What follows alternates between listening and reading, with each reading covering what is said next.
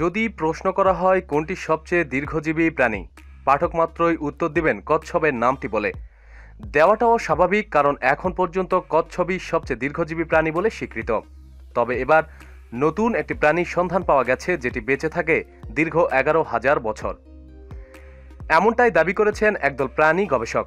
গাছপালারও প্রাণ আছে, এছাড়া প্রাণ আছে সমুদ্রে জন্মানো বিভিন্ন শৈবাল ও স্পঞ্জের। এমনই একটি প্রাণীকে বিশ্বের সবচেয়ে দীর্ঘজীবী বলে মনে করছেন গবেষকরা। প্রাণী বিষয়ক গবেষক মারহাত জে হাটর্ড নামে একজন গবেষক সমুদ্রের এসব বিষয় নিয়ে একটি বই লিখেছেন। তার বইয়ের নাম sex in the sea, our intimate connection with sex changing fish, romantic lobster, king squid and other salty erotica of the deep. এই বইয়ে সবচেয়ে বয়স্ক প্রাণীর কথা লিখেছেন তিনি লিখেছেন এই প্রাণীটি একটি সামুদ্রিক স্পঞ্জ যা 1000-এরও বেশি সময় বাঁচে। তিনি লিখেছেন সমুদ্রের তলদেশের কথা মানুষের অজানা। তার বইয়ে রয়েছে গভীর সমুদ্রের একটি সি স্পঞ্জের কথা।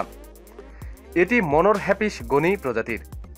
ওই গবেষক লিখেছেন এই সামুদ্রিক স্পঞ্জটি 11,000 বয়সী। প্রতিদিন সব খবরাখবরের জন্য সাথেই থাকুন এবং সাবস্ক্রাইব করুন। ধন্যবাদ।